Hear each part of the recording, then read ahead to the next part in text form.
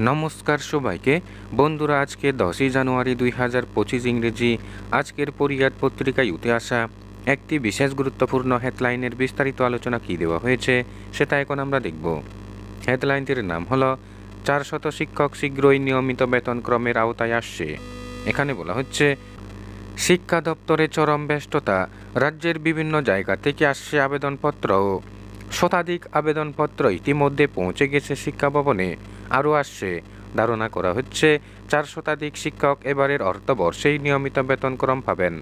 Doctor মানিক সাহার শাসনমূলে যুগান্তকারী সিদ্ধান্তে 400 শিক্ষক নিয়মিত বেতনক্রম পাবেন শীঘ্রই। কারণ চাকরির প্রথম দিন থেকে নিয়মিতকরণের সিদ্ধান্ত আপাতত নেই। ত্রিপুরা উচ্চ আদালতের রায়ের অপেক্ষায় সবাই।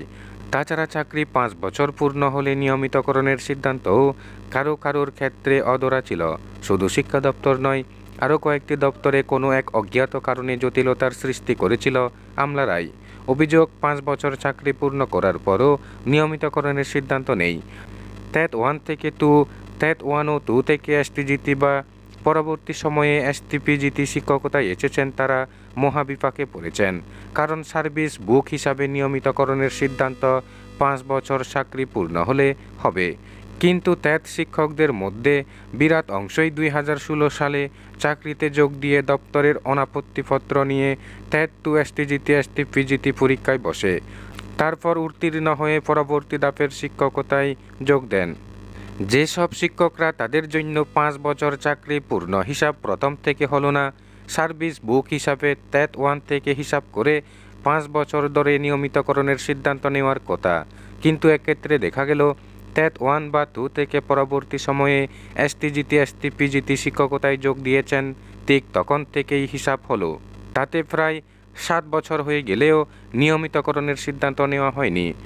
কিছুদিন ডক্টর মানিক সাহার সরকার সিদ্ধান্ত নিল 5 বছর চাকরি পূর্ণ হলে নিয়মিতকরণের সুযোগ পাবে। সেদিকে শিক্ষকরা দারুণ খুশি। তারা সংশ্লিষ্ট দপ্তর আধিকারিকদের নির্দেশে ফরম্যাট অনুসরণ করে আবেদনপত্র পাঠাচ্ছে দপ্তরে। ইতিমধ্যে শতাধিক আবেদনপত্র জমা পড়েছে। ধারণা করা হচ্ছে চলতি অর্থবর্ষেই তাদেরকে নিয়মিতকরণের সুযোগ অর্থাৎ নিয়মিত বেতনক্রম দেওয়া হবে। শিক্ষা দপ্তরের এক শীর্ষ আধিকারিক জানিয়েছেন, আবেদনপত্র আসার সঙ্গে কাজও চলছে। বন্ধুরা, খবর আপাতত এই পর্যন্ত। বন্ধুরা, ভিডিওটি ভালো লাগলে লাইক, শেয়ার, সাবস্ক্রাইব করে আমাদের সঙ্গে থাকুন। ধন্যবাদ সবাইকে ভিডিওটি দেখার জন্য।